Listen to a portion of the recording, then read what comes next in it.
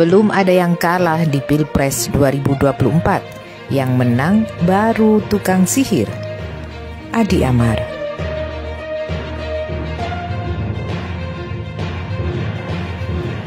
Kedepan semua kemungkinan bisa terjadi. Negeri ini seperti didesain suka-suka rezim dan utamanya untuk pelanggengan kekuasaan.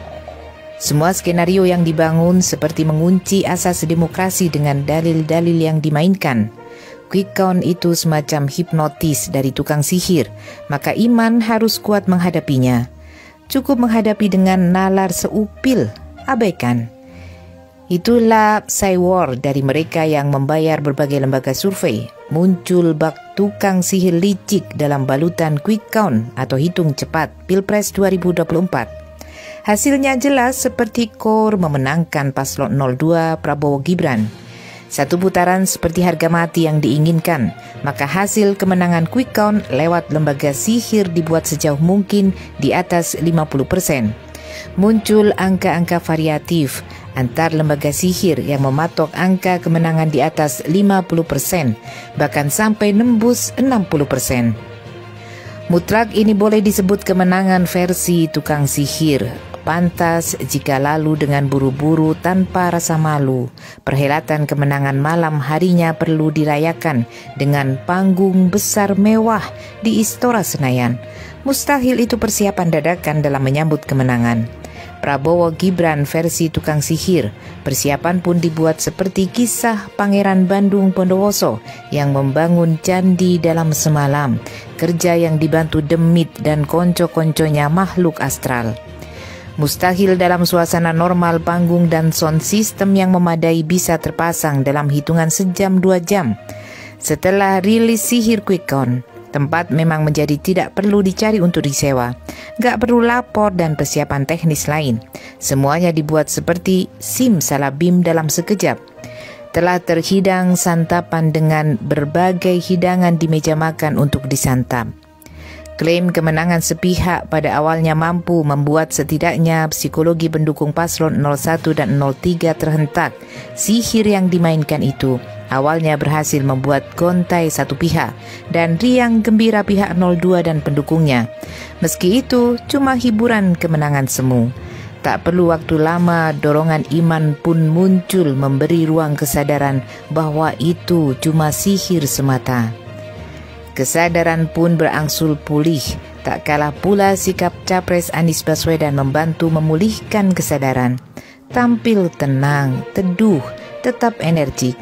Senyum pun tipis-tipis masih terlihat saat menjawab pertanyaan wartawan yang mengerubuti di pos pemenangan Amin. Anies mengisyaratkan agar masa pendukungnya tak terpengaruh dengan permainan lawan. Sikap Anies itu mampu membuat pendukung pun tersadar bahwa permainan belum berakhir, bahkan baru dimulai. Setidaknya hitungan real count KPU yang sah baru saja mulai dihitung. Pernyataan Anies tegas namun mampu meneduhkan kemana selanjutnya ia memposisikan diri. Anies perlu sampaikan sikapnya bahwa ia akan tetap konsisten menegakkan perubahan, terus berkomitmen dalam gerakan perubahan. Tambahnya, saya tidak akan bergeser sedikit pun. Kemenangan satu putaran seperti menjadi wajib diikhtiarkan paslon 02 dan itu oleh rezim Joko Widodo. Dilakukan dengan segala dan berbagai cara, pokoknya menang. Seperti harga mati, yakin dan mampu berbuat karena seluruh variabel penentu kemenangan sudah dikondisikan. Itu bisa dilihat dari tidak dianggarkannya dalam APBN untuk 2 putaran. Skenario dipaksakan dijalankan dan mesti berhasil.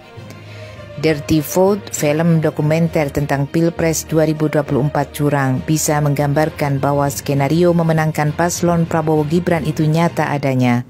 Data dan fakta diungkap dengan senyatanya dan semua tampak jelas. Kehadiran film itu membuka mata khalayak bahwa memaksa Jokowi 3 periode dan itu lewat Gibran benar adanya. Tak pedulikan suara sumbang mencerca bahaya munculnya politik dinasti, semua tak dianggap. Langkah rezim membegal demokrasi dengan tak selazimnya akan terus dilakukan. Semua dibuat tidak berkutik. Kontrol parlemen seperti hal mudah dilakukan. Hukum jadi alat membonsai ketua partai yang punya riwayat pasien KPK maupun kejaksaan. Begitu pula lembaga yudikatif, semua menjadi lemah di bawah penguasaan politik rezim. Maka tetaplah optimis menunggu hasil realcon KPU meski dengan tingkat kepercayaan rendah untuk menghadirkan presiden dan wakil presiden yang benar-benar dipilih rakyat secara demokratis. Bukan presiden atau wakil presiden hasil pilpres curang. Kedepan semua kemungkinan bisa terjadi. Negeri ini seperti didesain suka-suka rezim dan utamanya untuk pelanggengan kekuasaan. Semua skenario yang dibangun seperti mengunci asas demokrasi dengan dalil-dalil yang dimainkan. Jika ditanya bagaimana kita mesti bersikap, tentu tidak ada satupun yang bisa menjawab.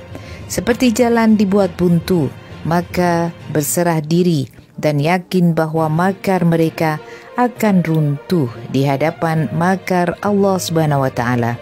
Biarlah skenario Allah yang turut bermain.